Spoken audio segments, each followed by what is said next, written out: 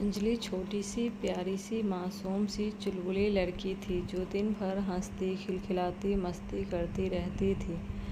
अपने mummy papa की लाडली थी। दोनों ही उसे बहुत प्यार करते थे। उसकी मम्मी दूसरों के घर काम करती और पापा एक बारात घर मैरिज हॉल में काम करते और वो स्कूल जाती। क्योंकि उसके पापा बारात घर में काम करते थे, इसलिए दावत पार्टी से बचा हुआ खाना वो घर ले आया करते थे। तो खाने पीने की कोई कमी नहीं थी, बल्कि जब बारात घर में दावत होती थी तब तो बहुत बढ़िया खाना भी खाने को मिलता था। बड़े सुख के दिन गुजर रहे थे। उसे पढ़ने का बहुत शौक था, इसलिए वो बहुत मन लगाकर पढ़ती थी। पर क्योंकि वो लड़की थी, इसलिए उसके ददिहाल ननिहाल अड़ोसी पड़ोसी सभी कहते कि परिवार तब पूरा होता जब लड़का हो, वही खानदान का नाम बढ़ाता है। इन सब के चलते हुए उसके मम्मी पापा ने एक बच्चा करने का मन बना लिया। कुछ दिन बाद ही उसकी मम्मी की गोद भर गई। जब अंजलि को पता चला कि वो दीदी बनने वाली है तो वो खुशी से झूमने लगी। तब वो मात्र 6 साल की थी। उसने अपनी एक दोस्त को चिल्ला कर बता दिया कि वो अब कोई बच्ची नहीं रही, बड़ी हो गई है, वो अब दीदी बनने वाली है। बहुत जल्दी उसकी माँ उसके लिए एक छोटा सा भाई लाने वाली है। वो उसके राखी बांधेगी, उसके संग खेलेगी, खाना खाएगी और दोनों लोग एक साथ सोएंगे। उसकी मासूम बातें सुनकर लोग कहते, तुझे कैसे पता कि भाई ही होगा? वो पूरे विश्वास से बोलती, मुझे पता है, देखना जब वो होगा सबको पता चल जाएगा कि मैं सब सही बोलती हूँ। उसकी इस बात पर लोग हंस देते और कहते अंजलि। और अंजलि की बातें दिन गुजरते गए और वो दिन भी आ गया जब उसकी माँ के बेटा पैदा हो गया।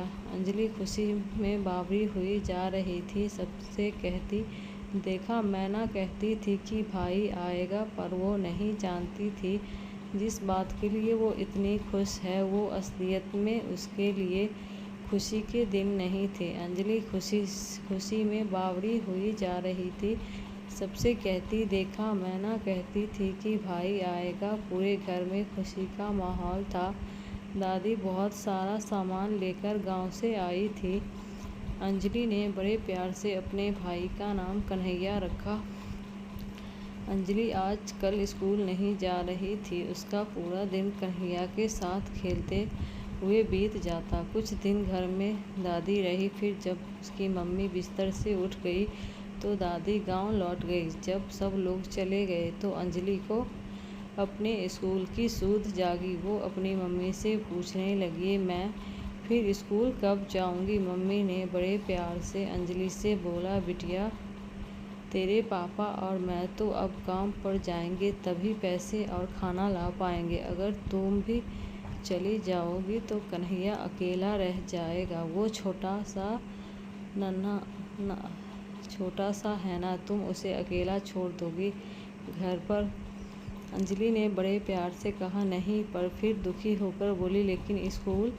मेरी रानी बिटिया, जब कन्हैया बड़ा हो जाए तो तुम और कन्हैया दोनों स्कूल चले जाना।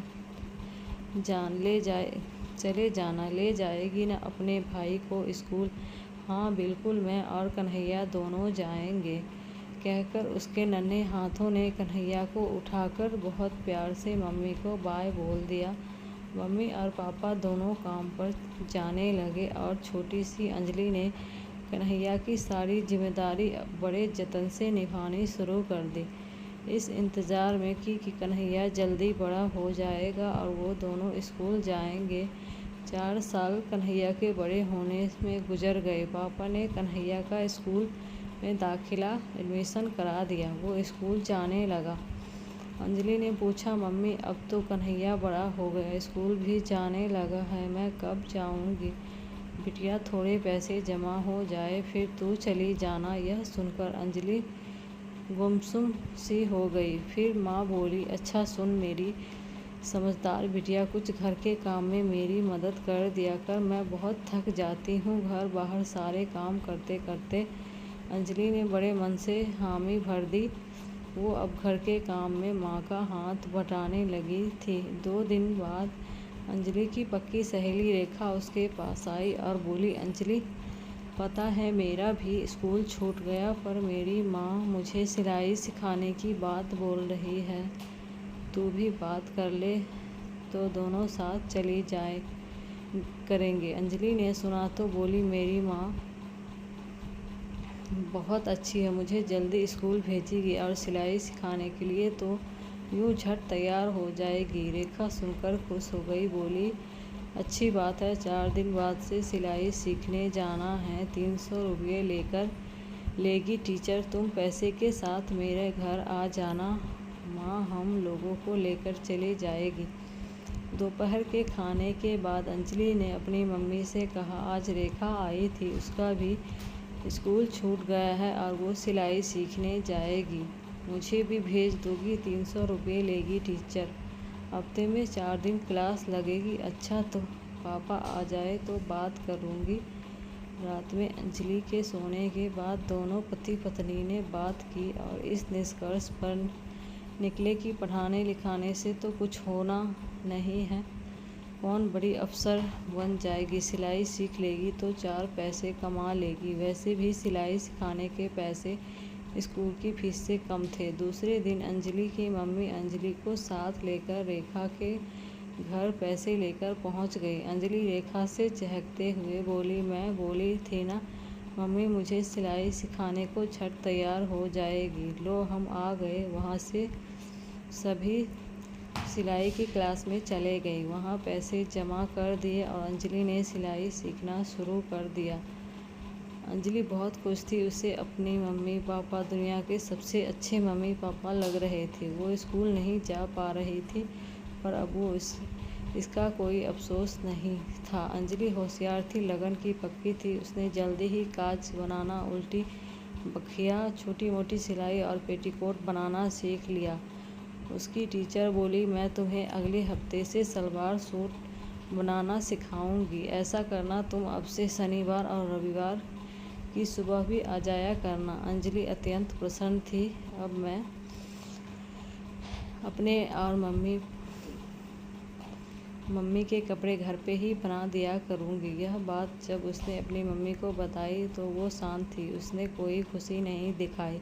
अंजलि को समझ नहीं आया कि क्या हुआ। वो आशा भरी निगाहों से अपनी माँ को देख रही थी तो उसके पापा ने अंजलि को बताया कि कुछ दिनों में तेरा एक और भाई आने वाला है। भाई की बात सुनकर अंजलि खुश हो गई।